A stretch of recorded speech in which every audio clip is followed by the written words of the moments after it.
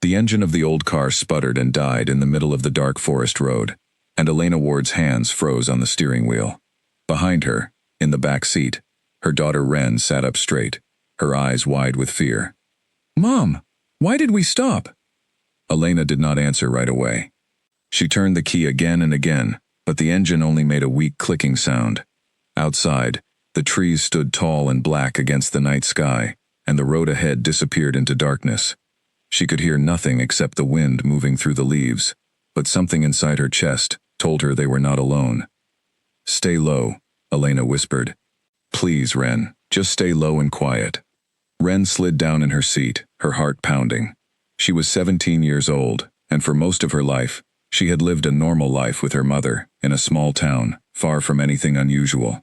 But over the last few months, strange things had begun to happen to her. Her hearing had become sharper. She could smell things from far away, things she should not have been able to smell at all. And sometimes, in the middle of the night, she felt an aching pull in her bones, as if her body wanted to become something else. She had never told her mother about these feelings. She was afraid her mother would think she was losing her mind. A twig snapped somewhere in the trees to their left. Elena's breath caught in her throat.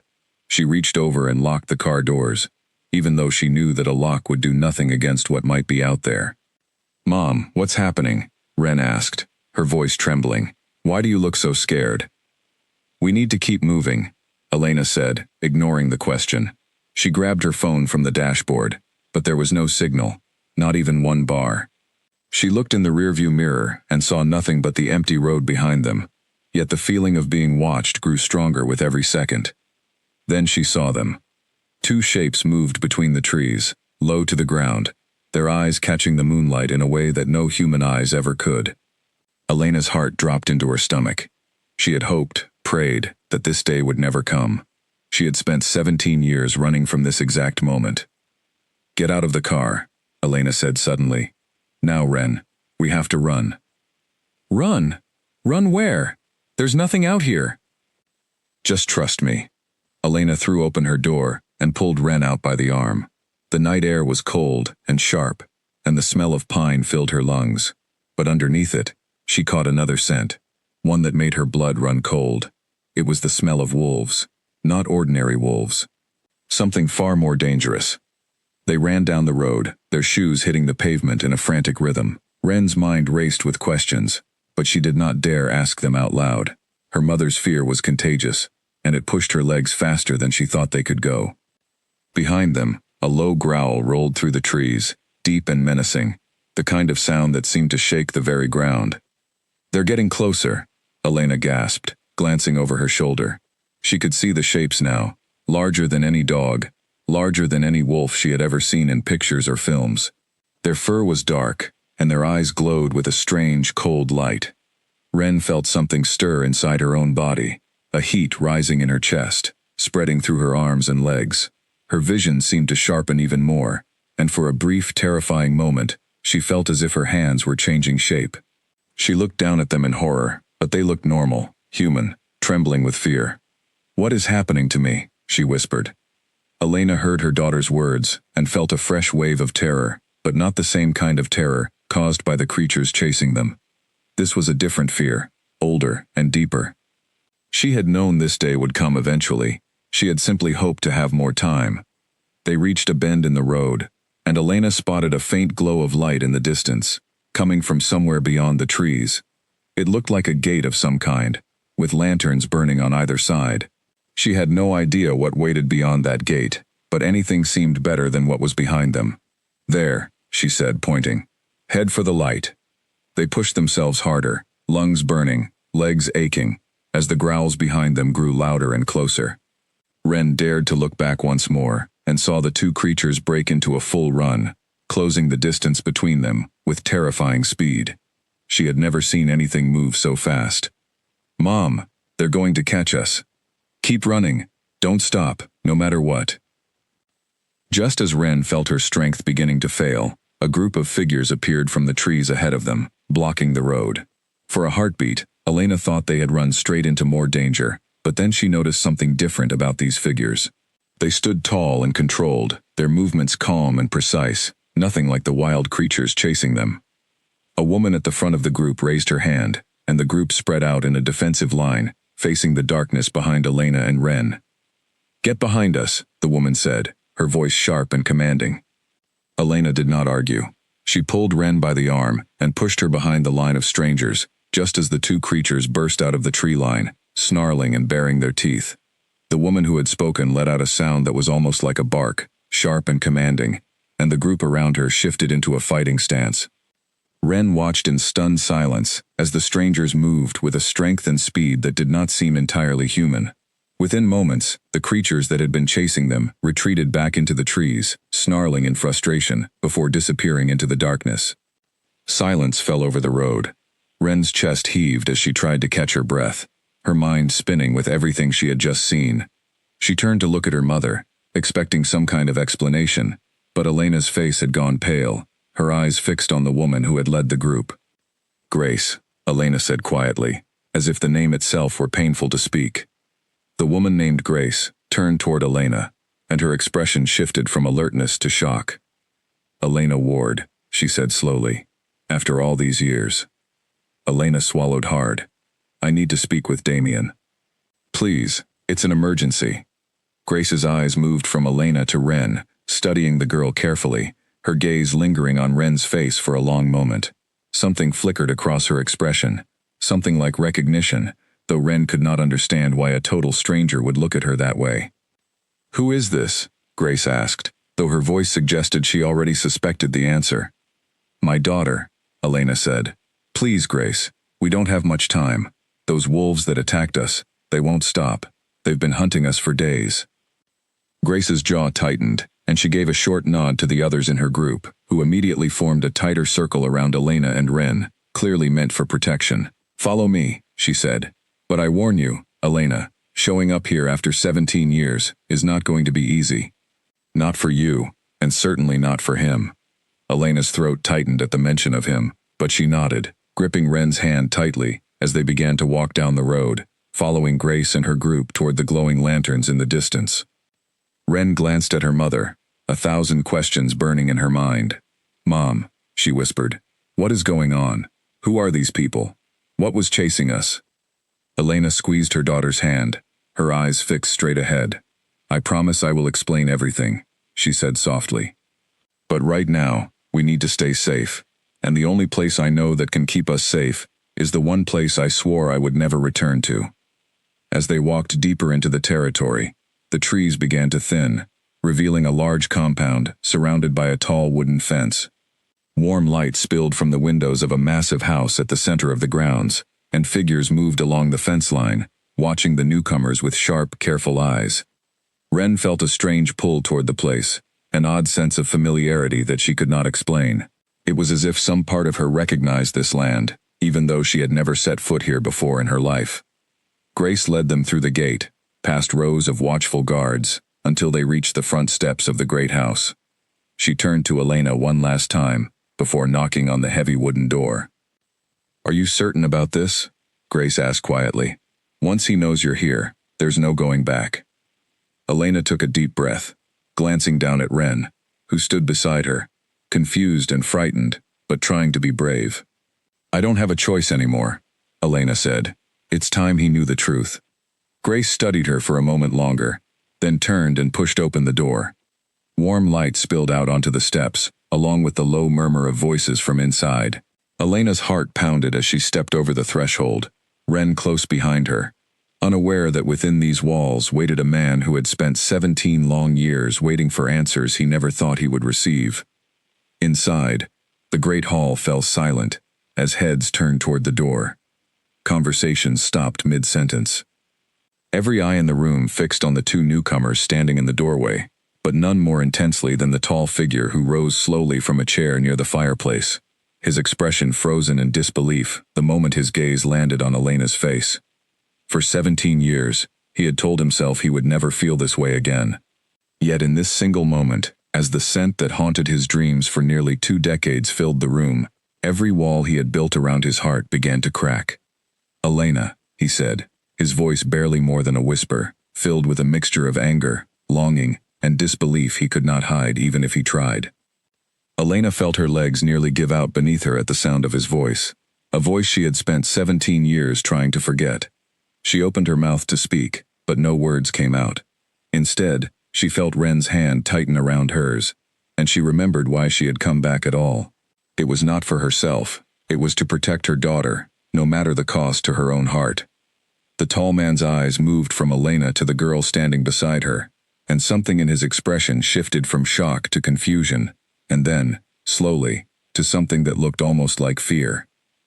He studied Ren's face, taking in every detail, from the shape of her eyes to the line of her jaw, and Elena watched the exact moment realization began to dawn on him. "Elena," he said again, his voice lower now, more dangerous. "Who is this?" The room seemed to hold its breath, waiting for her answer. Elena looked at her daughter, then back at the man she had once run from, and knew that the life they had built in hiding was about to end, replaced by a truth that could no longer stay buried. "Damien," she said quietly. "This is Ren, our daughter." The words hung in the air like a thunderclap, and for a long moment, nobody in the great hall moved. Damien Voss stood frozen by the fireplace, his eyes locked on the girl standing beside Elena, his mind refusing to accept what his heart already knew to be true. He could smell it now, faint beneath the fear and the road dust, a scent that was unmistakably his own, woven into something new and unfamiliar. "That's not possible," he said, though his voice lacked conviction. "You left. You rejected me and disappeared. There was no child." "There was," Elena said, forcing herself to meet his eyes, even though every instinct told her to look away. "I found out I was pregnant only days after I left. I was scared, Damien. I was young, and terrified of this world, and I did not know what else to do." Ren stood beside her mother, feeling as though the ground beneath her had shifted entirely. Her mind struggled to piece together the fragments of information flooding toward her all at once. This tall, powerful-looking man was her father. The strange creatures that had chased them through the forest were somehow connected to a world of wolves that apparently existed alongside the ordinary one she had always believed in. "Wait," Ren said suddenly, her voice cutting through the tense silence. "Are you saying my father is some kind of wolf?" A few of the pack members standing near the walls exchanged glances, and Damien's jaw tightened at the bluntness of the question, though something in his eyes softened slightly as he looked at his daughter for the first time. "I am an alpha," he said carefully, "the leader of this pack. And it seems, judging by your scent and your face, that you carry my blood." Ren's knees felt weak, and she reached for her mother's arm to steady herself. Everything about the last hour felt like a dream she could not wake from, yet the ache in her legs from running, and the cold night air still clinging to her skin, told her this was very much real. Damien took a step forward, his eyes never leaving Ren's face, studying her as if trying to memorize 17 years he had missed in a single glance. "Why now?" he asked, turning his attention back to Elena, his tone hardening once more. "Why show up here after all this time, with a daughter you never told me about?" "Because we were being hunted," Elena said, her voice trembling but firm. "Rogue wolves attacked us tonight. They have been following us for days, maybe longer. I did not know where else to turn." Damien's expression darkened at the mention of rogue wolves, and he exchanged a quick glance with a man standing near the door, tall and broad-shouldered, with a calm but alert presence about him. This was Colin Hart, his most trusted beta and closest friend since childhood. "Rogues have not dared cross into our territory in years," Colin said, stepping forward. "Not since we drove out Derek Marsh's followers." At the mention of the name Derek Marsh, Elena flinched visibly, and Damien noticed immediately. "You know that name," he said, his eyes narrowing. Elena hesitated, glancing at Ren, unsure of how much to reveal in front of her daughter, who was already overwhelmed by everything happening around her. "It's a long story," she said quietly. "One I will explain, but not tonight. Please, Damien, my daughter is exhausted and frightened. Can we at least have somewhere safe to rest?" For a long moment, Damien said nothing, his gaze moving between Elena and Ren, torn between the anger burning inside him and the responsibility he felt as an alpha to protect anyone under threat, especially a child who was, without question, his own flesh and blood.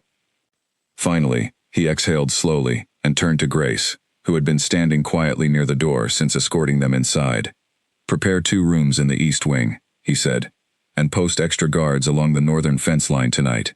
If rogues are bold enough to attack this close to our border, I want eyes on every inch of it.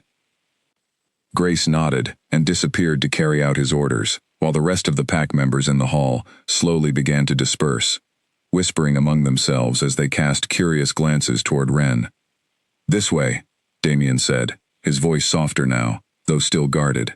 He led Elena and Ren down a long hallway lined with old paintings and framed photographs, the walls telling a silent history of the pack that Ren knew nothing about. As they walked, Ren studied the man beside her mother, searching his face for any resemblance to her own. She noticed it now, the shape of his eyes, the line of his jaw, features she had always thought came from a father who had died before she was born, at least according to the story her mother had told her throughout her childhood. "You lied to me," Ren said suddenly, breaking the silence. "My whole life, you told me my father was gone, that he died before I was even born." Elena's chest tightened painfully at the accusation, and she stopped walking, turning to face her daughter with tears gathering in her eyes. "I know I lied," she said softly, "and I am so sorry, Ren. I thought I was protecting you. I thought if you never knew about this world, you would be safe from it." "Safe?" Ren repeated, her voice rising with a mixture of hurt and disbelief. "I was just chased through a forest by monsters, and now you're telling me my father is the leader of some kind of wolf pack. None of this feels safe." Damien watched the exchange in silence, feeling a strange ache in his chest at witnessing his daughter's pain, a pain he had unknowingly been absent from for 17 years. He wanted to speak, to offer some kind of comfort, but he did not know what words would help in a moment like this. "You have every right to be angry," Elena said, reaching for Ren's hand. "At me, and maybe even at him. But right now, the most important thing is keeping you safe. We can talk about everything else once we know you are out of danger." Ren wiped her eyes, still trembling from the events of the night, and allowed her mother to lead her down the hallway once more. Damien walked a few steps behind them, his mind racing with questions of his own, questions about the rogue wolves that had attacked them, about Derek Marsh, and about the 17 years of his life he had spent wondering why his fated mate had abandoned him without a single word of explanation. They reached 2 rooms at the end of the hallway, simple but comfortable, with warm beds and soft lighting. Elena thanked Damien quietly, though the tension between them remained thick and unresolved. "We will talk in the morning," Damien said, his tone leaving no room for argument, "about the rogues, about Derek Marsh, and about everything else you have kept from me." Elena nodded, unable to meet his eyes. "Thank you, Damien, for helping us tonight." He lingered in the doorway a moment longer, his gaze shifting to Ren, who stood quietly beside the bed, looking small and uncertain, despite the strength she had shown while running from danger only an hour earlier. Something inside him, a part of him he had kept locked away for 17 years, stirred at the sight of her. "Good night, Ren," he said softly, his voice gentler than before.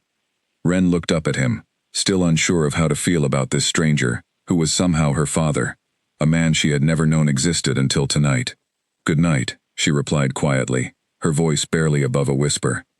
Damien turned and walked away, leaving mother and daughter alone in the room, but as he made his way back down the hallway, his mind replayed every detail of the encounter, every feature of his daughter's face, every word Elena had spoken. 17 years of anger and loneliness churned inside him, but beneath it all, a new and unfamiliar feeling had begun to take root, one he had never expected to feel again after the night Elena disappeared from his life without a trace. Hope. But hope, he knew, could be dangerous.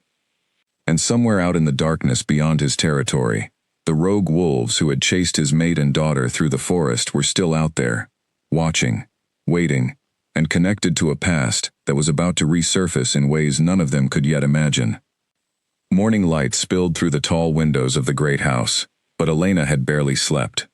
She lay awake most of the night, staring at the ceiling, her mind pulled back 17 years, to a night that had changed the course of her entire life. She remembered standing in a clearing, much like the one where she had grown up, feeling a pull toward a young man she had only just met. A pull so strong it frightened her more than anything she had ever felt before. Damien had explained the bond to her gently, telling her that fate had chosen them for each other, that their souls were connected in a way few people would ever understand. At the time, She had been 18 years old, freshly aware that an entire hidden world of wolves existed alongside her own, and the weight of it had been too much to carry. But there was more to her fear than simply the shock of discovering wolves were real. Years before she ever met Damien, when she was only a child of 8, Elena had witnessed something in the woods behind her childhood home that had haunted her ever since. A wild and uncontrolled wolf, driven mad by grief and rage, had attacked her family's property, tearing through their yard in the middle of the night.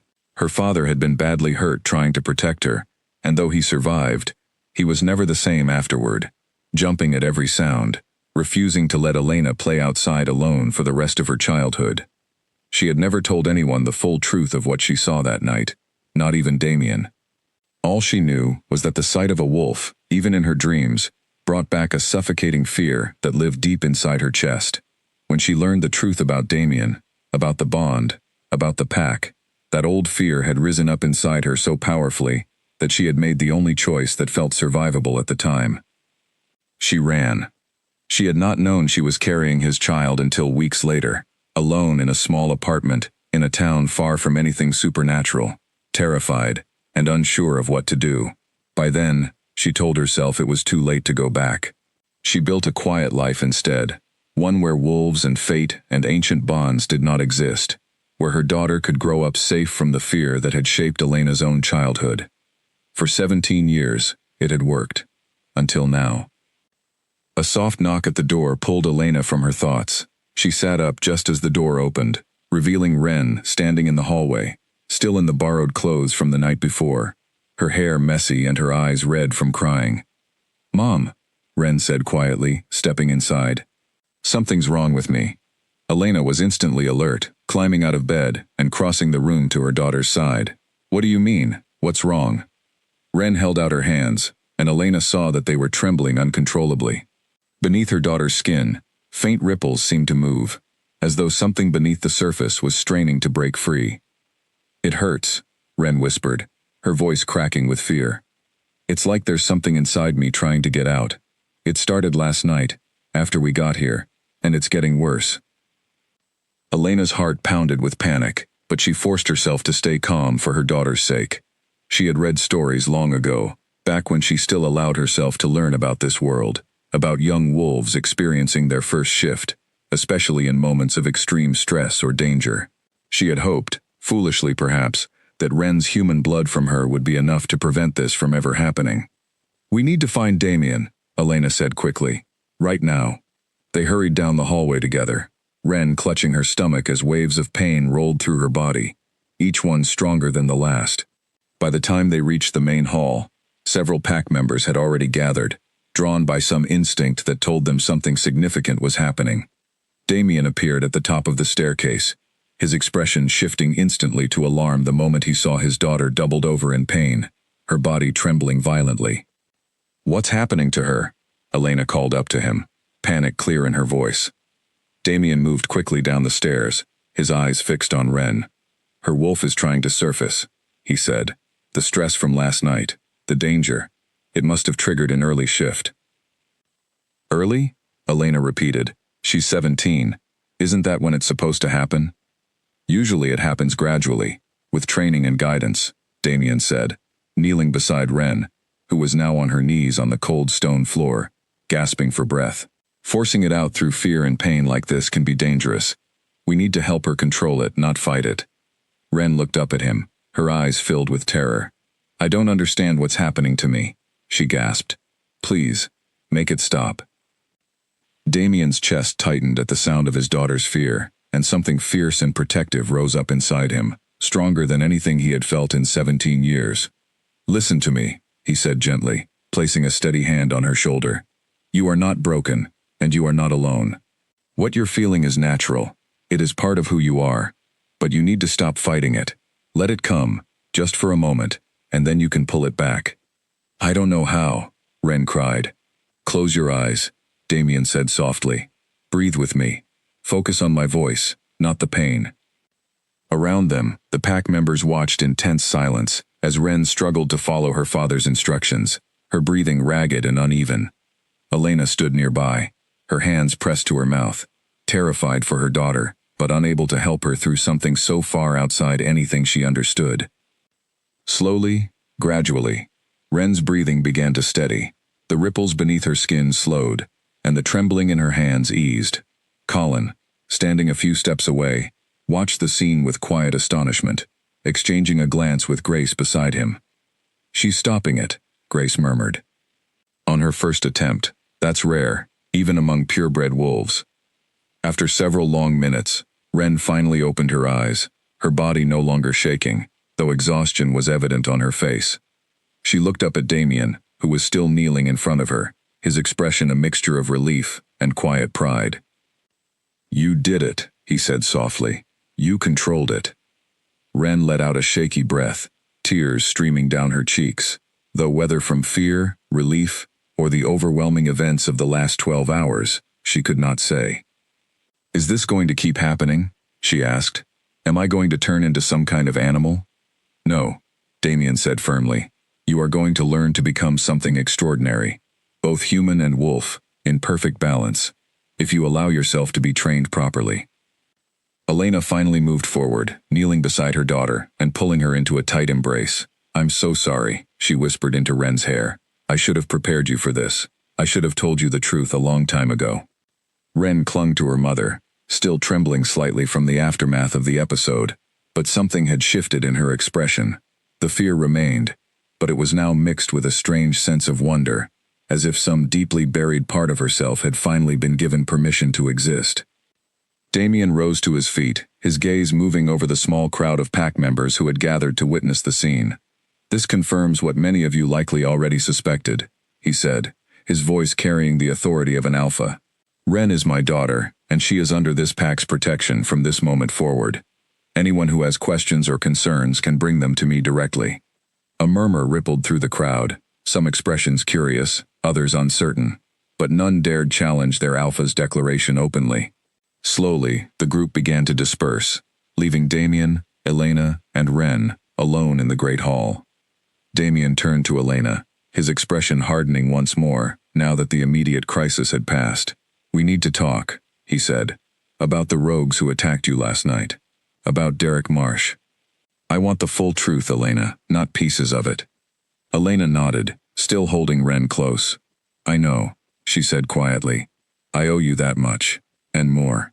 "Later," Damien said, glancing at Ren, whose eyelids had begun to droop with exhaustion. "Let her rest first. Whatever danger followed you here, it will still be waiting for us this afternoon." As Elena led her daughter back toward their room, Damien remained standing in the great hall, staring out through the tall windows, toward the tree line, where the rogue wolves had likely retreated the night before. Derek Marsh's name still echoed uncomfortably in his mind, a name connected to some of the darkest days his pack had ever endured, years before Elena had ever entered his life. He had believed that chapter of his history closed for good. Now, it seemed, the past had returned alongside his daughter, carrying secrets that threatened to unravel everything he thought he understood about the 17 years he had spent alone. Outside, beyond the fence line, deep in the shadows of the forest, a pair of golden eyes watched the great house from a distance, patient and calculating, waiting for the right moment to strike again. That afternoon, Damien summoned Elena to his private study, a quiet room lined with old books and a single large window overlooking the training grounds, where young pack members practiced their combat forms under Colin's watchful eye. Elena sat stiffly in a chair across from his desk, her hands folded tightly in her lap, bracing herself for the conversation she had avoided for 17 years. Damien did not sit. He stood by the window instead, his back to her, his broad shoulders tense with restrained emotion.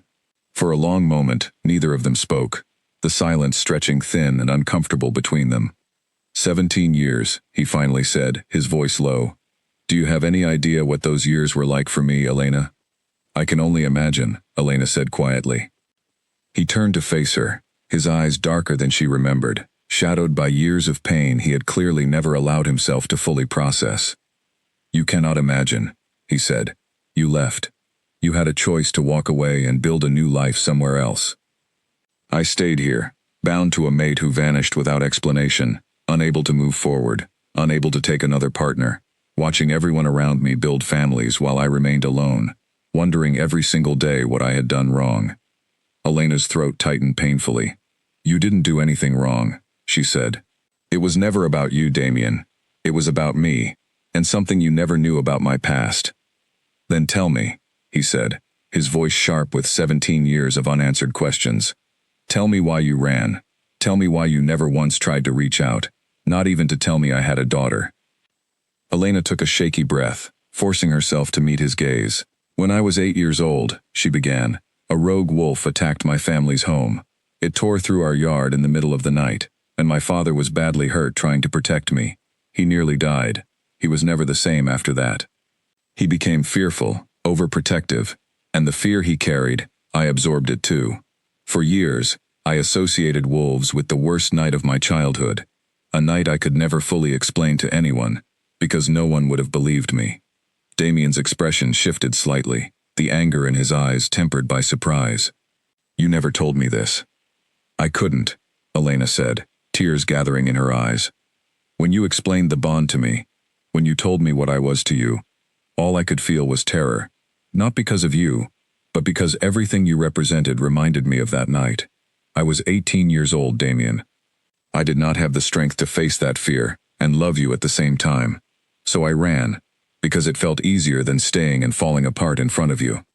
Damien walked slowly around his desk, lowering himself into the chair across from her, some of the anger in his posture softening, though the hurt remained clear on his face. And the child? He asked quietly. Why keep her from me for 17 years? Even after you built a life elsewhere, even after enough time had passed for you to face your fears, you never once reached out. Because I was afraid, Elena admitted. Afraid that if I came back, this world would take her too. I told myself that keeping her away from the pack, away from everything supernatural, was the only way to protect her from a fate like mine. I thought I was doing the right thing. You took away her chance to know her own family, Damien said, his voice rising slightly with renewed frustration. You took away my chance to raise my own daughter. Do you understand what that means to me? I am an alpha, Elena.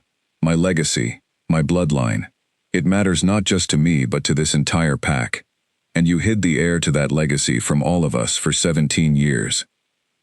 Elena flinched at the sharpness in his tone, but she did not look away. I understand that now, she said. Seeing her last night, seeing what happened to her, how frightened and confused she was, I understand exactly what I took from both of you. I am not asking for forgiveness, Damien. I am simply telling you the truth, finally, the way I should have told you 17 years ago. The study fell silent again, the only sound the distant shouts of pack members training outside. Damien rubbed a hand over his face, exhaustion evident beneath his controlled exterior. 17 years of anger had built walls around his heart, walls that Elena's return had begun to crack, despite his best efforts to keep them standing. Tell me about the rogues, he said finally, steering the conversation toward the more immediate danger. Tell me about Derek Marsh, and why he is hunting you and my daughter. Elena hesitated, her fingers twisting together nervously. About 10 years ago, I witnessed something I was never meant to see, she said. I was living in a small town, working at a diner near the edge of the forest. Late one night, after closing, I saw a group of men in the woods behind the restaurant, arguing over something. One of them shifted, right there in front of me, and I realized I had stumbled into something dangerous.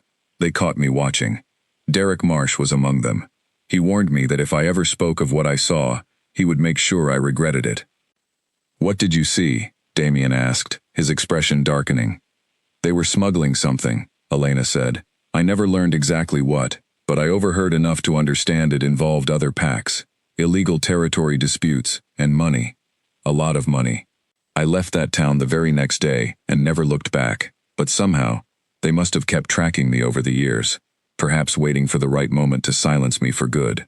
Damien's jaw tightened with anger, though this time it was not directed at Elena. Derek Marsh was exiled from several territories years ago for exactly the kind of activity you're describing, he said.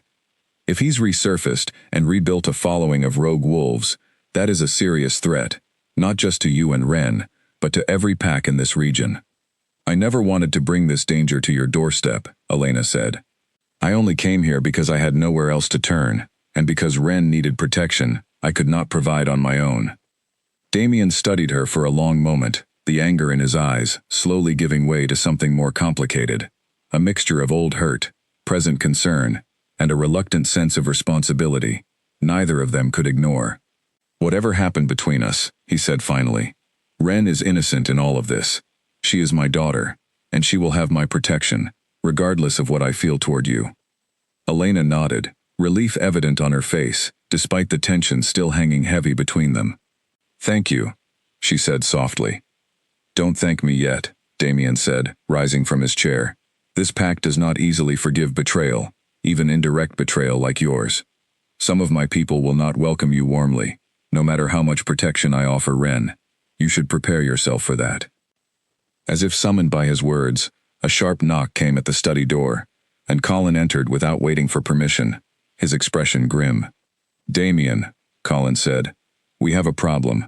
Grace found tracks along the northern fence line, fresh ones, leading right up to the border. Whoever attacked Elena and Ren last night was scouting our territory before they made their move." Damien's expression hardened instantly. The personal conversation with Elena pushed aside in favor of immediate pack business. "How many sets of tracks?" "At least 6, Colin said. "Possibly more. And Grace says the scent matches reports we received months ago about rogue activity near the southern border, the same reports we dismissed as unconnected incidents at the time." "They're not unconnected anymore," Damien said grimly, moving toward the door. "Double the patrols along every borderline tonight. I want eyes on every inch of our territory, until we understand exactly what we're dealing with." Colin nodded and disappeared to relay the orders, leaving Damien standing in the doorway, glancing back at Elena one final time, before he left to address the growing threat. "Stay close to Ren," he said, "and stay inside the house until I say otherwise. Whatever is coming, I intend to be ready for it." Elena rose from her chair, her heart heavy with the weight of the conversation they had just shared, along with the fear of what Derek Marsh and his rogue followers might do next. As Damien disappeared down the hallway, shouting orders to gathering pack members, she realized that the danger she had spent years running from had finally caught up to her, and this time, there was nowhere left to run. She only hoped that the pack her daughter now belonged to, whether Elena herself was welcomed or not, would be strong enough to keep them both alive. Night fell heavily over the Blackthorn territory, thick clouds hiding the moon behind a curtain of gray. Inside the great house, Ren lay awake in her borrowed room, unable to sleep, despite the exhaustion still lingering in her muscles from the events of the morning. Her mind replayed the sensation of her wolf stirring beneath her skin, the pain, the fear, and the strange comfort she had felt when her father's voice guided her back to calm. Her father. The word still felt foreign in her mind, attached to a man she had known for less than a day, yet somehow it fit in a way she had not expected. A soft knock came at her door, and Elena entered quietly, carrying a cup of tea that Grace had prepared for them both. "I thought this might help you sleep," Elena said, setting the cup on the small table beside Ren's bed. "I don't think anything is going to help me sleep tonight," Ren admitted, sitting up against her pillows. "Mom, I need to ask you something, and I need you to be honest with me." Elena sat carefully on the edge of the bed, bracing herself. "Of course." "Am I dangerous?" Ren asked. "This thing inside me, the wolf, is it going to hurt someone eventually? Is it going to hurt you?" "No," Elena said firmly, though her voice trembled slightly with the memory of her own childhood fears. "You are not dangerous, Ren. You are learning to control something powerful, something most people never get the chance to experience. What happened this morning, the way you calmed yourself down, that showed incredible strength." Ren looked down at her hands, still slightly unsettled by the memory of them trembling and rippling beneath her skin. "It doesn't feel like strength," she whispered. "It feels like I'm losing control of my own body." Before Elena could respond, a distant howl echoed through the night outside, long and mournful, followed almost immediately by a second and third howl, closer to the fence line than the first. Elena's blood ran cold at the sound, and she rose quickly from the bed, moving toward the window. "Stay here," she said, though her voice carried little authority, given how badly her hands were shaking. Ren climbed out of bed despite her mother's instructions, joining her at the window. Outside, in the darkness beyond the fence, shapes moved swiftly between the trees, far more numerous than the 2 creatures that had chased them the night before. "Mom, there's so many of them," Ren whispered, fear creeping into her voice. Shouts erupted from the training grounds below as pack members scrambled into defensive positions, torches and lanterns lighting up the darkness, as Damien's voice rose above the chaos, barking orders with the sharp authority of an alpha, preparing his pack for battle. Elena grabbed Ren's hand, pulling her away from the window. "We need to get somewhere safe," she said urgently. "Away from the windows, away from the doors." But before they could move, the entire house shuddered violently, as if something massive had slammed against the outer walls. Ren cried out in surprise, stumbling backward, and the sudden shock of fear ignited the same burning sensation she had felt that morning, spreading rapidly through her limbs. "No! No! Not now!"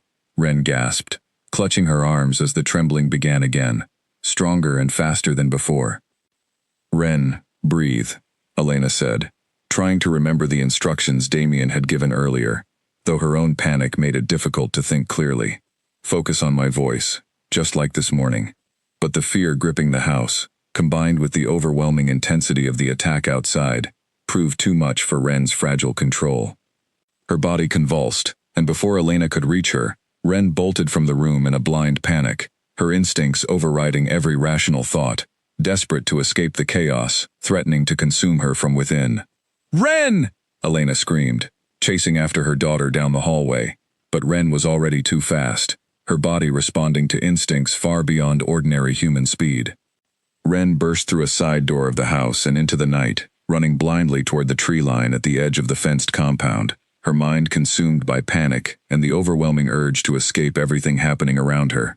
She did not see the gap in the fence where the rogue wolves had already broken through during the chaos of the attack. She simply ran, tears streaming down her face, her body burning with the effort of holding back the transformation threatening to take over completely. Inside the compound, the battle raged on as Damien's warriors clashed with the invading rogues, snarls and shouts filling the night air. Damien himself fought near the front line, his movements sharp and lethal as he drove back 2 attackers at once. But even amid the chaos of battle, his senses caught the faintest trace of his daughter's scent moving rapidly away from the house. "Ren," he growled, his heart clenching with dread. He fought his way through the remaining attackers near him, calling out to Colin as he broke free of the immediate danger. "She's gone into the forest." "Hold the line here, I need to find her." Colin nodded grimly, taking command of the defense, as Damien sprinted toward the gap in the fence, following the fading trail of his daughter's scent into the darkness of the forest beyond. Elena, meanwhile, had reached the same gap in the fence only moments after Damien disappeared into the trees, her heart pounding with terror for her daughter's safety. She hesitated only a moment before following him into the darkness, ignoring the danger to herself entirely. The forest beyond the compound was thick and disorienting, shadows stretching long and twisted beneath the canopy of trees. Ren ran until her legs gave out beneath her, collapsing near the edge of a small clearing, her body racked with pain as the transformation she had been fighting finally overtook her. She screamed as her bones shifted and reshaped themselves, an agony unlike anything she had ever experienced, tearing through every part of her body. When the pain finally subsided, she found herself standing on 4 legs instead of 2, her senses flooded with an overwhelming rush of new information, smells and sounds she had never noticed before in her human form. Panic gripped her fully formed wolf mind, and she let out a frightened whimper, unsure of how to control this unfamiliar body, unsure of how to change back, unsure of anything, except the overwhelming instinct to run further away from the danger and confusion behind her. She did not get far before a massive shape stepped into the clearing ahead of her, blocking her path. Ren froze, every instinct screaming at her to flee, until she caught a familiar scent beneath the wolf's dark fur, one that eased her fear, despite the intimidating size of the creature before her. Damien had shifted as well, his wolf form massive and powerful, his eyes holding the same steady calm she had seen in his human gaze that morning. He approached slowly, carefully, lowering his body slightly in a gesture meant to convey safety rather than threat. Ren's wolf instincts recognized the gesture, and slowly, cautiously, she allowed him to approach, her small frame trembling as he settled beside her, his presence a steady anchor against the storm of fear and confusion still raging inside her mind. Elena arrived at the edge of the clearing moments later, breathless from running, and stopped short at the sight before her. Her daughter stood in wolf form beside Damien, smaller and lighter colored than him, but unmistakably alive and safe. Tears of relief filled Elena's eyes as she watched the two of them, father and daughter, standing together in a moment that felt both impossible and inevitable. Slowly, Damien began to guide Ren through the process of shifting back, his calm presence helping her focus enough to reverse the transformation. It took several long minutes, and by the time Ren returned to her human form, she was utterly exhausted, collapsing to her knees in the soft grass of the clearing. Damien shifted back as well, quickly wrapping her in the blanket Colin had thrown to him, before he disappeared into the forest, covering his daughter gently as she shivered from the aftermath of her first uncontrolled shift. "You did it," he said softly, kneeling beside her. "You came back." Ren looked up at him, exhaustion and wonder mixing in her expression. "I was a wolf," she whispered. "I could smell everything, hear everything. It was terrifying, but it was also, I don't know, it felt like I finally understood a part of myself I never knew existed." Elena rushed forward, pulling her daughter into a tight embrace, relief flooding through her entire body. "I was so scared," she whispered into Ren's hair. "Please, don't ever run from me like that again." "I'm sorry," Ren said, clinging to her mother. "I just couldn't control it. The fear. Everything happening at the house. It was too much." Damien watched the two of them, a strange mixture of emotions swirling inside him. 17 years of anger toward Elena remained, unresolved and complicated, but watching her hold their daughter with such fierce love reminded him of the young woman he had once loved, before fear tore them apart. "We need to get back," he said finally, rising to his feet and scanning the darkness around them for any sign of remaining threats. "The rogues who attacked tonight may still be in the area, and Colin needs my help securing the territory." Elena nodded, helping Ren to her feet, though the girl's legs remained unsteady from exhaustion.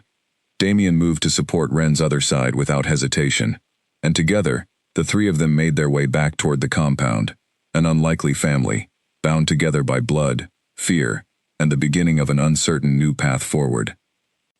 As they emerged from the tree line, the sounds of battle had faded, replaced by the low murmur of pack members, tending to injuries, and assessing the damage caused by the rogue attack. Colin approached quickly, relief washing over his face at the sight of Damien, Elena, and Ren returning safely. "We drove them back," Colin reported, "but we lost track of their numbers in the chaos. This wasn't a simple scouting mission, Damien. This was a coordinated attack." Damien's expression hardened, his arm still supporting his exhausted daughter. "Then we need to prepare for more," he said. "Derek Marsh clearly has more resources than he did years ago, and clearly, he wants something enough to risk open conflict with this pack. What could he possibly want badly enough to attack an entire territory?" Elena asked, though the question felt heavier than she intended, given her own connection to the situation. Damien glanced at her, his expression unreadable in the darkness. "That," he said, "is exactly what we need to find out, before he decides to attack again." As they walked back toward the great house, Ren leaning heavily against her father's side, none of them noticed the faint golden eyes, watching from deep within the shadows of the forest, patient and calculating, already planning the next move, in a scheme that had been building for far longer than any of them yet understood. By the following morning, the compound had returned to a tense but steady calm. Guards patrolled the fence line in tighter rotations, and repairs were already underway on the sections of fence broken during the attack. Ren woke late, her body still sore from the events of the previous night, but her mind clearer than it had been since arriving at the pack territory. She found Damien sitting alone on the back porch of the great house, staring out over the training grounds, a cup of untouched coffee resting beside him. Ren hesitated in the doorway for a moment, before stepping outside and taking the seat next to him. "Couldn't sleep either?" she asked. Damien glanced at her, a faint smile touching his lips, the first genuine smile she had seen from him since arriving. "Not much," he admitted. "Too much to think about." They sat in comfortable silence for a while, watching the pack members below train and repair the damage from the attack. Ren studied her father's profile carefully, still trying to reconcile the powerful alpha everyone deferred to, with the gentle presence who had guided her through her first shift the night before. "Can I ask you something?" Ren said finally. "Of course. What was my mother like, before? Before everything happened, I mean. Before she left." Damien was quiet for a long moment, his gaze distant, as memories he had not allowed himself to revisit in years surfaced slowly. She was kind, he said eventually, curious about everything. She used to ask endless questions about the pack, about our traditions, about what it meant to be a wolf. I thought her curiosity meant she would embrace this world eventually. I was wrong about that, but I wasn't wrong about her heart. Ren considered this, comparing it to the anxious, protective woman she had known her entire life. She still asks a lot of questions, Ren said softly. But she's scared too. All the time. I never understood why until now. Fear can change a person, Damien said. It changed her path, and it changed mine as well, though in different ways. I spent 17 years building walls around myself because I did not want to feel what losing her felt like ever again. Do you still feel that way? Ren asked carefully. About her, I mean. Damien did not answer right away, his jaw tightening slightly as he considered the question. I don't know, he admitted honestly. Anger and old feelings do not simply disappear because circumstances change. But watching her with you, watching how fiercely she protects you, I understand now that she did not leave because she stopped caring. She left because she was drowning in a fear she never learned how to face. Ren nodded slowly, absorbing his words. Before she could respond further, Colin appeared at the porch door, his expression serious. Damien, we found something, he said. You should see this. Damien rose immediately, and Ren followed close behind as they made their way to Colin's office, a smaller room near the eastern wing, filled with maps and reports pinned along the walls. Grace was already there, along with 2 other pack members, examining a set of documents spread across a large table. What did you find? Damien asked. One of the rogues we captured during last night's attack finally talked, Colin said. Under the right pressure, of course. He confirmed that Derek Marsh has been operating out of a territory just beyond our southern border for the past 2 years, rebuilding his following with promises of power and wealth. That much we already suspected, Damien said. What else? Grace stepped forward, pointing to a rough map spread across the table. The rogue also mentioned a name we haven't heard in connection with Marsh before. Victor Hale. Damien's expression darkened instantly at the mention of the name. Hale, he repeated.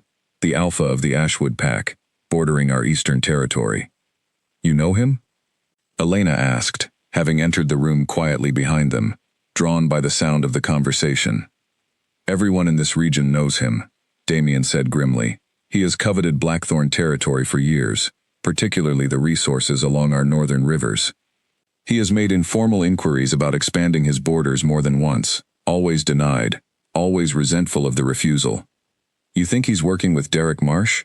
Elena asked, her stomach twisting uneasily at the thought. It fits, Colin said. Marsh needed resources and protection to rebuild his following after his exile. Hale needed a deniable way to weaken Blackthorn without directly declaring war himself. Marsh's rogues do the dirty work, and Hale benefits from the resulting instability, all while keeping his own hands clean. Damien's fists clenched at his sides as the pieces began falling into place. And Elena's testimony about Marsh's past crimes, if it ever reached the regional council, could expose not just Marsh, but potentially implicate Hale as well, if their partnership extends back far enough. That's why they never stopped hunting me, Elena said quietly, the realization settling over her like a heavy weight. I wasn't just a witness to smuggling. I was a threat to whatever partnership Marsh and Hale have built since then. And Ren, Grace added carefully, glancing toward the girl standing quietly near the doorway, represents something even more valuable to them now, a direct threat to Damien's bloodline, and depending on how desperate Hale is to weaken this pack, potentially a target to eliminate or capture, to destabilize Blackthorn's leadership entirely.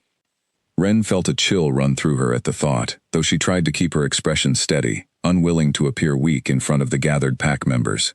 Damien noticed the flicker of fear on his daughter's face, and moved to stand beside her, his presence solid and reassuring.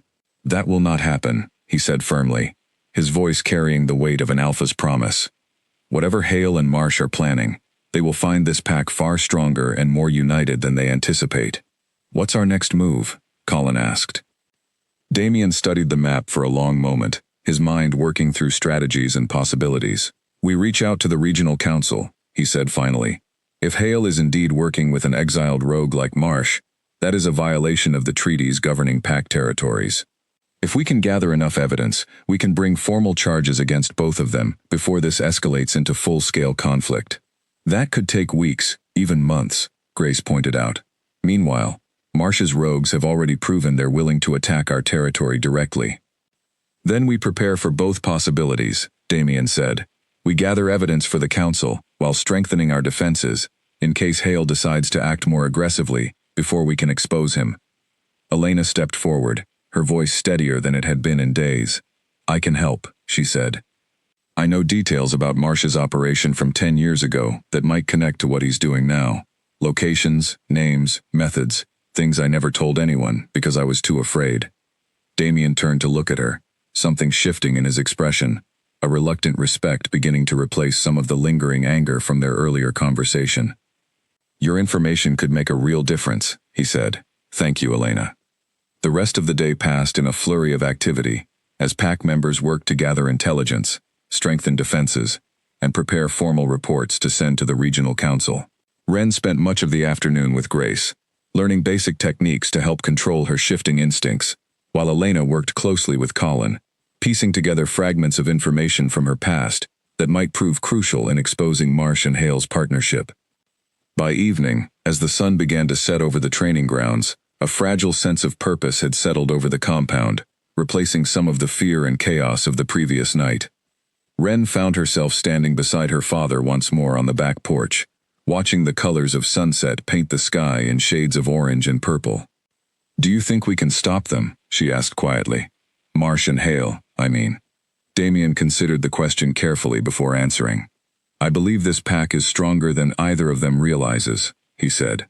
And I believe that you, your mother, and this pack together represent something they did not anticipate when they began this scheme. Strength born from unity, rather than fear. Ren smiled faintly at his words, feeling, for the first time since the chaos of the previous nights, a small flicker of hope beginning to take root inside her chest. Whatever challenges lay ahead, she no longer felt as though she faced them entirely alone. Over the following days, life within the Blackthorn compound settled into an uneasy rhythm. Ren attended training sessions each morning with Grace, slowly learning to recognize the signs of an approaching shift and how to manage the surges of instinct that came with her wolf nature.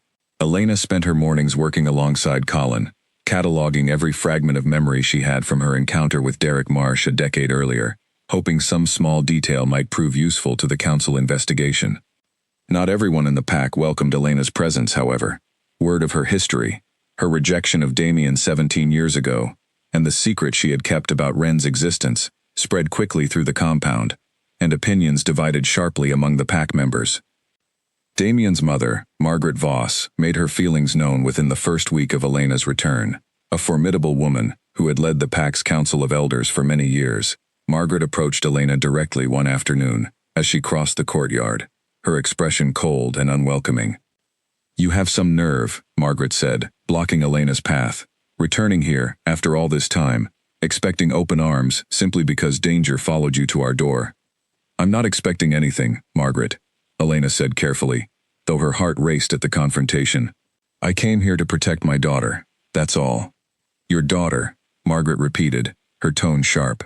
My grandchild, who I have never known, kept hidden from this family for 17 years because of your fear. Do you understand what you took from this pack? From Damien? He is the strongest alpha this territory has seen in generations, and instead of raising the heir who could have strengthened our bloodline for the future, he spent 17 years grieving a bond you severed without explanation.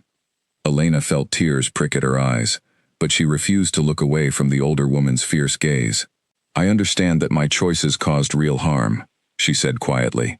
I am not asking anyone to forget that, or to forgive it quickly, but I am here now, and I intend to do whatever I can to make things right, starting with protecting Ren from the danger my past has brought to your doorstep. Margaret studied her for a long moment, her expression unreadable, before finally stepping aside without another word, allowing Elena to pass. The encounter left Elena shaken, but also strangely resolved. She understood the resentment directed toward her, understood that trust within this pack would not come easily, if it came at all. That evening, as the compound settled into the quiet routine of dinner and evening patrols, Damien found Elena sitting alone near the edge of the training grounds, staring out toward the darkening tree line. "My mother spoke with you today," he said, lowering himself onto the bench beside her. "Word travels fast around here," Elena replied with a tired half-smile. "She means well," Damien said, in her own difficult way. "She has always been fiercely protective of this pack's future, and my inability to move forward for 17 years weighed heavily on her, especially as pressure grew from other pack elders about my lack of an heir. I imagine that pressure only intensified once they learned there was one all along," Elena said quietly. Damien nodded, silence stretching between them for a moment before he spoke again, his voice softer now. "I've been thinking about what you told me, about your childhood, about the attack that shaped your fear of this world. I owe you an apology, Elena. I judged you harshly without fully understanding what you carried with you when we first met." Elena turned to look at him, surprised by the shift in his tone. "You don't owe me anything, Damien. I made choices that hurt you deeply, regardless of my reasons. Perhaps," he said. "But understanding your reasons changes how I view those choices, even if the pain of them remains. I spent 17 years believing you simply did not want the life I offered you. Learning the truth, that fear drove you away, rather than a lack of feeling. It changes something in how I carry this." Elena felt her chest tighten with an emotion she had not allowed herself to feel in years, a fragile warmth she had believed long buried beneath layers of guilt and fear. "I never stopped caring about you," she admitted quietly. "Even after everything, even building a new life far from this world, there were nights I wondered what might have been, if I had been brave enough to stay." Damien studied her face in the fading evening light, something unspoken passing between them, a connection neither of them had expected to feel again, after so many years apart. Before either of them could say more, a sharp horn blast echoed from the northern watchtower, cutting through the quiet evening air. Damien was on his feet instantly, his expression shifting to sharp alertness. "That's the warning signal," he said. "Something's happening at the border." They hurried toward the northern fence line together, joining Colin and a group of armed pack members already gathering near the watchtower. Grace descended quickly from her post, her expression tense. "Movement along the tree line," Grace reported. "Not a full attack, but definitely scouts. At least 4, maybe 5, testing our patrol patterns." Damien scanned the darkness beyond the fence, his senses sharpening as he searched for any sign of the intruders. "Probing our defenses," he muttered. "Marsh wants to know how we've adjusted since the last attack." "Should we pursue?" Colin asked. "No," Damien said, after a moment's consideration. "If this is a probe, chasing scouts into the forest could be exactly what they want, drawing our strongest warriors away from the compound, while a larger force attacks elsewhere. Hold the line. Double the watch until dawn." The pack members dispersed to reinforce the perimeter, and Elena stood beside Damien, watching the dark tree line with a growing sense of dread. "They're not going to stop, are they?" she said quietly. "Not until they get what they want." "No," Damien agreed grimly. "Which means we need to move faster than they expect. Tomorrow, I want to send our evidence to the regional council directly, rather than waiting for a formal request. If Hale believes we're preparing to expose him, it may force his hand before he's fully ready." "Is that wise?" Elena asked. "Forcing his hand could provoke a larger attack. Waiting could be just as dangerous," Damien said. "Every day we delay gives them more time to prepare, more time to plan their next move against us. Sometimes, Elena, the only way forward is directly into the danger, rather than away from it." Elena considered his words, recognizing in them an echo of the very choice she had failed to make 17 years ago, when running from her fear had seemed like the only survivable option. Perhaps, she thought, it was time to finally learn a different way of facing danger, one built on courage rather than flight. "Then let's move forward," she said, meeting Damien's gaze steadily. "Together, this time." Damien held her gaze for a long moment, something unspoken settling between them, an understanding neither of them fully voiced, but both clearly felt. Whatever remained unresolved between them personally, they were now bound by a shared purpose greater than their own history, protecting their daughter and the pack that had become her new home. As the night wore on, and the scouts retreated back into the darkness beyond the fence, the compound gradually settled into a tense but watchful calm. Ren, who had witnessed the commotion from her window, made her way down to find her parents standing together near the fence line, an unfamiliar sight that stirred something hopeful inside her despite the danger surrounding them all. She did not interrupt their quiet conversation. Instead, she simply watched from a distance, allowing herself, for just a moment, to imagine a future where her family might finally begin to heal from the wounds of the past 17 years, even as new threats gathered in the shadows beyond their borders. 3 days after the failed scouting attempt along the northern border, a formal messenger arrived at the gates of the Blackthorn compound, carrying a sealed letter bearing the crest of the Ashwood Pack. Colin brought the letter directly to Damien, who read its contents with a deepening frown before calling an emergency meeting of his senior pack members. Victor Hale has requested a formal meeting, Damien announced to the gathered group, which included Colin, Grace, Margaret, and Elena.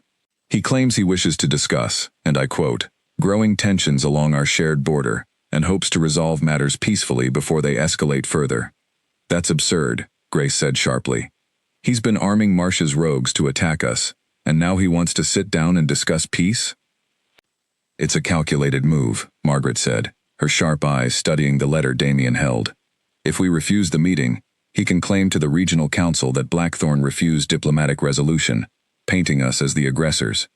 If we accept, he gains an opportunity to assess our defenses directly, and perhaps gather information about how much we truly know regarding his partnership with Marsh.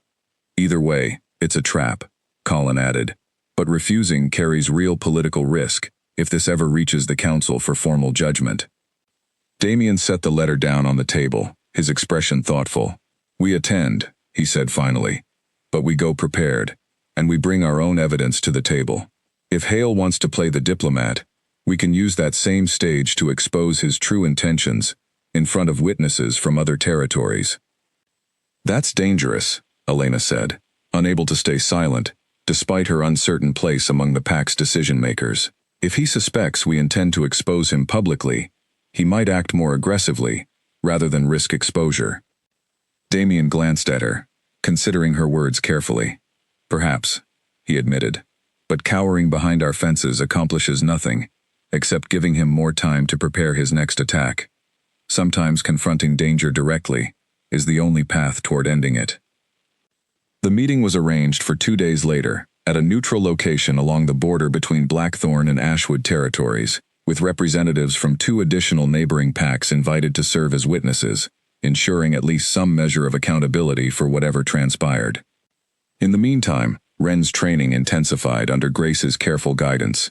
Each morning, she practiced controlling the transition between her human and wolf forms, slowly building confidence in abilities that had terrified her only days before. Grace proved a patient teacher, offering steady encouragement, even when Wren's control faltered. You're improving faster than most, Grace told her one afternoon, as Wren successfully completed a controlled shift for the 3rd time that day without difficulty. Your instincts are strong. Whatever fear held you back initially, you're pushing through it well. I still don't fully understand why this is happening to me now, Wren admitted, catching her breath after the exertion of shifting. 17 years without any of this, and suddenly everything changed in a single night. Sometimes it takes a trigger, Grace explained. A moment of extreme danger, or emotion, strong enough to break through whatever barriers kept your wolf dormant. For you, it seems the danger of that first night, combined with finally being near your father's pack territory, was enough to awaken what had been sleeping inside you your entire life. Wren considered this, watching the training grounds where other pack members practiced combat drills in preparation for potential further conflict with Marsh's rogues. Do you think the meeting with Hale will go badly? She asked. Grace's expression grew serious. Honestly, I don't know, she admitted. Victor Hale is ambitious and careful. He would not have risked open conflict without believing he had some advantage we haven't yet discovered. Your father is walking into that meeting fully aware of the danger, but he believes exposing the truth publicly is our best chance at stopping this before it escalates into full-scale war between territories. The day of the meeting arrived with a heavy, tense atmosphere hanging over the compound. Damien prepared to depart with a small but carefully chosen group, including Colin and 2 senior warriors, while Grace remained behind to oversee the compound's defenses in his absence. Before leaving, Damien found Elena and Wren waiting near the front gate, both clearly anxious about the meeting ahead. "Be careful," Elena said softly, her hand resting briefly on his arm, an unconscious gesture of concern that surprised them both. "I intend to be," Damien said, meeting her eyes with quiet reassurance. "Hale will not risk open violence at a meeting witnessed by representatives from other territories. Whatever he's planning, it will be subtler than that, at least for today." Ren stepped forward as well, her expression determined despite the fear evident in her eyes. "Come back safely," she said. "Please." Damien placed a gentle hand on her shoulder, a gesture that had become increasingly natural between them over the past week. "I will," he promised. "This pack, this family, we are only beginning to find our footing. I have no intention of losing that now." The journey to the neutral meeting ground passed in tense silence, Damien's mind running through every possible scenario Hale might attempt during the discussion ahead. When they arrived, Victor Hale was already waiting, flanked by several of his own senior pack members, his expression calm and controlled, betraying nothing of the schemes Damien suspected lay beneath his diplomatic facade. "Damien," Hale greeted smoothly, extending a hand that Damien accepted with careful neutrality. "Thank you for agreeing to this meeting. I believe reasonable discussion can resolve most conflicts before they spiral out of control." "I appreciate the sentiment," Damien replied evenly, "though I find it curious that reasonable discussion follows several unprovoked attacks against my territory by rogue wolves, operating suspiciously close to your borders." A flicker of something crossed Hale's expression, quickly masked by practiced composure. "Rogue wolves are a problem for every territory," Hale said smoothly. "Surely you're not suggesting Ashwood bears any responsibility for the actions of lawless individuals beyond our control?" "I am suggesting," Damien said, his voice steady, but carrying an unmistakable edge, "that certain individuals within these lawless groups have been traced directly to resources and support originating from within your territory, Victor." The representatives from the neighboring packs, present as neutral witnesses, exchanged uneasy glances at the direct accusation, clearly not having anticipated such a blunt confrontation this early in the discussion. Hale's expression hardened slightly, the diplomatic mask slipping just enough to reveal the calculating ambition beneath it. "That is a serious accusation, Damien. One you would need substantial evidence to support before the regional council." "Evidence," Damien said calmly, "which we currently possess, and fully intend to present formally, should this situation fail to reach a peaceful resolution today." The tension in the clearing grew palpable, every witness present recognizing that the true purpose of this meeting had shifted dramatically, from diplomatic discussion to open confrontation, laid bare before witnesses whose testimony could carry significant weight, should this conflict eventually reach formal judgment before the regional council. Victor Hale's composure cracked further as the witnessing representatives murmured among themselves, clearly troubled by the accusations laid before them. Realizing his careful plans were unraveling faster than anticipated, Hale's expression shifted from calculated calm to barely restrained anger. "You have no proof that would hold up before the council," Hale said, his voice lower now, edged with warning. "Careful, Damien. Accusations without solid evidence can damage reputations just as easily as they damage the accused." "Then perhaps you should explain," Damien said evenly, "why one of Marsh's captured rogues specifically named you as the source of funding and shelter for their operations over the past 2 years. A flicker of genuine alarm crossed Hale's face before he could fully mask it, confirming what Damien had already suspected. The witnessing representatives exchanged more pointed glances now, clearly reconsidering their initial neutral stance, given the weight of the accusation, and Hale's obvious discomfort in response to it. Before Hale could formulate a response, a sudden commotion erupted at the edge of the clearing. Colin's sharp warning cry cut through the tense atmosphere as a group of armed rogues burst from the surrounding trees, clearly having been positioned nearby, in anticipation of exactly this confrontation. "Ambush!" Colin shouted, immediately moving to shield Damien as chaos erupted throughout the clearing. Hale's expression shifted to genuine panic as he realized the rogues attacking were not, in fact, under his direct command, their sudden appearance clearly a contingency Marsh had arranged independently, perhaps sensing that Hale's careful diplomatic approach was failing to achieve their shared goals quickly enough. "This wasn't my doing," Hale shouted over the growing chaos. though whether from genuine surprise or simply attempting to distance himself from the unfolding disaster remained unclear. Damien had no time to consider Hale's claims further, as the rogues closed in, forcing every warrior present into immediate defensive action. Colin fought fiercely beside him, driving back 2 attackers, while Damien engaged a third, his movements sharp and decisive despite the chaos surrounding them. Back at the Blackthorn compound, word of the ambush reached Grace within minutes, carried by a swift runner sent from the meeting location. Grace's expression turned grim as she absorbed the urgent report. "Gather every able warrior," she ordered immediately. "Damien needs reinforcement now." Elena, who had been anxiously awaiting news near the front gate, alongside Ren, overheard the frantic preparations and felt her stomach drop with fear. "What's happening?" she demanded, catching Grace's arm as the warrior hurried past. "An ambush," Grace said grimly. "Marsh's rogues attacked the meeting. Damien and the others are fighting for their lives right now." Elena's face went pale, but before fear could fully paralyze her, a fierce determination rose up inside her, stronger than anything she had felt in 17 years of running from danger. "Take me with you," she said suddenly. Grace hesitated, clearly startled by the request. "Elena, you're not trained for combat." "I don't care," Elena said firmly. "Damien is out there. Ren's father is out there, fighting because of danger that followed us here in the first place. I am not going to sit safely behind these walls while he risks everything." Ren stepped forward as well, her expression equally determined despite the fear evident beneath her resolve. "I'm coming too," she said.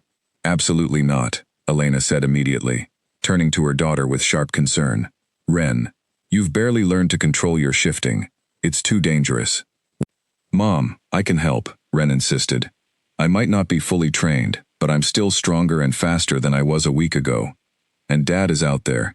I can't just wait here doing nothing while he's in danger." Grace studied the determined expressions of both mother and daughter, weighing the risk against the urgency of the situation. "Fine," she said finally, "but you stay close to me at all times, both of you. Understood?"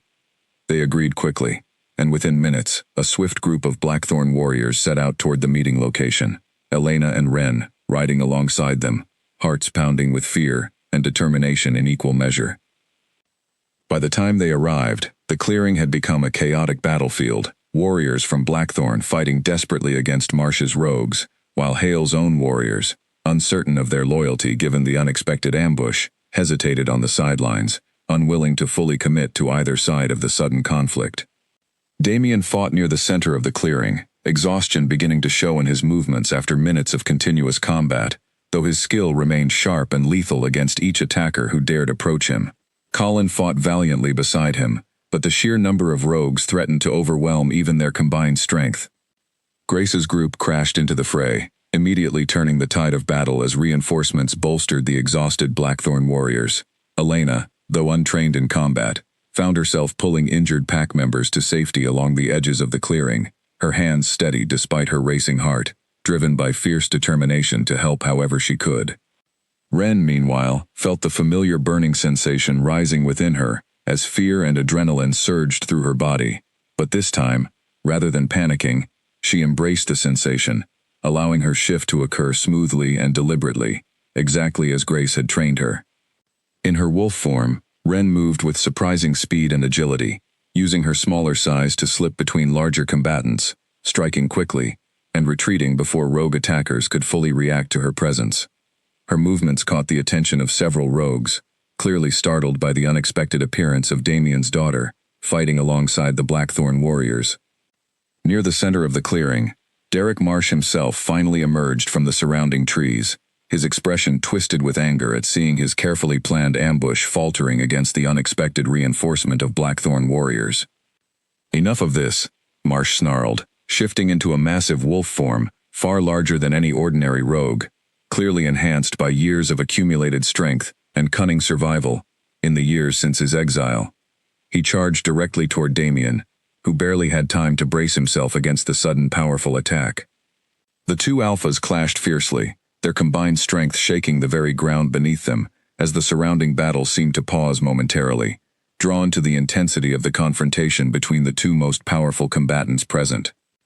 Ren watched in horror as her father struggled against Marsh's relentless assault, exhaustion from the prolonged battle beginning to take its toll on his ability to defend himself effectively. Without thinking, driven purely by instinct and fierce protective love for the father she had only just begun to know, Ren launched herself into the fight, her smaller form darting beneath Marsh's guard to strike at his exposed flank. The unexpected attack startled Marsh just enough to break his momentum, giving Damien the crucial opening he needed to regain his footing and launch a powerful counterattack. Together, father and daughter fought side by side against the larger rogue, their movements instinctively complementing each other, despite having never trained together before this moment. Finally, with a combined effort, Damien managed to pin Marsh beneath him, the exiled Alpha's strength finally giving way beneath the combined assault. Recognizing defeat, Marsh's rogues began retreating into the surrounding forest, their numbers rapidly diminishing as the tide of battle turned decisively in Blackthorn's favor. Victor Hale, witnessing the collapse of Marsh's ambush and the clear evidence of his own involvement now laid bare before the neutral witnesses present, made a desperate attempt to flee the clearing, but was quickly intercepted by Colin and several other Blackthorn warriors before he could escape. As the chaos of battle finally settled, the witnessing representatives from neighboring territories stood in stunned silence, having witnessed firsthand the undeniable evidence of Hale's treachery and Marsh's illegal operations, evidence that would carry significant weight before the regional council's formal judgment. Damien, breathing heavily from the exertion of battle, turned to find Ren still in her wolf form beside him, her small frame trembling with exhaustion but unmistakable pride evident in her posture. He reached out gently, and she allowed him to guide her through the process of shifting back to her human form, the pain and disorientation easing more smoothly this time, given her exhausted but determined focus. "You saved me," Damien said softly, once she had fully returned to her human form, still catching her breath from the intensity of the fight. "We saved each other," Ren corrected, a tired but genuine smile crossing her face, despite the exhaustion evident in her eyes. Elena rushed forward the moment the immediate danger passed, pulling both Damien and Ren into a fierce embrace, tears of relief streaming down her face. "You're both safe," she whispered.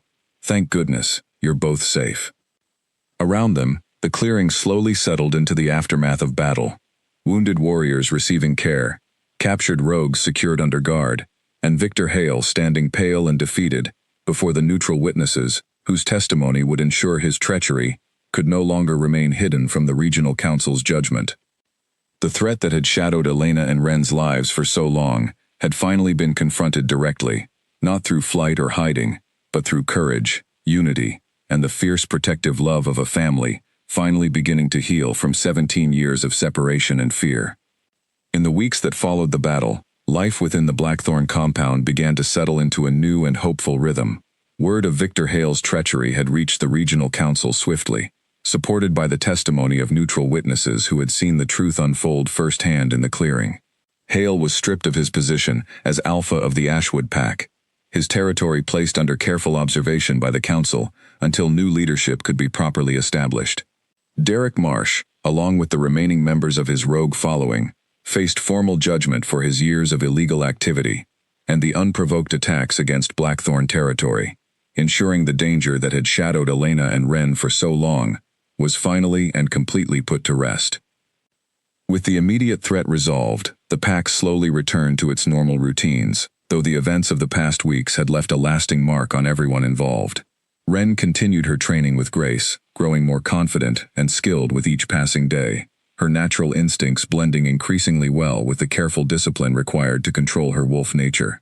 She had begun to form friendships within the pack as well, particularly with a warm and cheerful girl named Lily, who was close to her own age and eager to help Ren adjust to her new life among the Blackthorn wolves. Elena, too, found herself gradually welcomed by more members of the pack, her courage during the battle having shifted many opinions that had once been guarded or hostile toward her return. Even Margaret, though still reserved in her manner, had begun to soften slightly, occasionally sharing quiet conversations with Elena about pack traditions and history, small gestures that spoke volumes, given her initial coldness. One evening, as the sun began to set in brilliant shades of orange and gold over the training grounds, Damien found Elena standing alone near the fence line, watching the horizon with a peaceful expression that had been rare during the tense weeks prior. "You seem lighter today," he observed, coming to stand beside her. I feel lighter, Elena admitted with a small smile. For 17 years, I carried this fear inside me, convinced that facing this world would only bring pain and danger.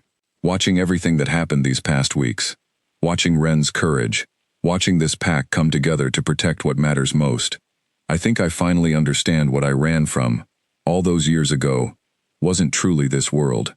It was my own fear, and I let that fear cost us so much time. Damien turned to face her fully, his expression thoughtful. 17 years is a long time, he said. But perhaps what matters most now is not what we lost, but what we choose to build moving forward. Elena met his gaze, her heart pounding with a mixture of nervousness and hope. What are you saying, Damien? I'm saying, he said carefully, that the bond between us never fully disappeared, even after everything that happened. I felt it the moment you returned, buried beneath 17 years of anger and loneliness, but never truly gone. I have spent these past weeks watching you choose courage over fear, again and again, and I find myself wondering if perhaps fate offered us this reunion, not simply to protect Ren, but to offer us both a second chance we never expected to receive. Tears filled Elena's eyes as she absorbed his words, 17 years of guilt and longing, finally beginning to ease within her heart. I rejected this bond once out of fear, she said softly. I don't want fear to guide my choices anymore, Damien. If you're offering me a second chance, I want to accept it fully this time, with my whole heart. Damien reached out gently, taking her hand in his, the warmth of the gesture carrying 17 years of unspoken longing, finally given permission to surface.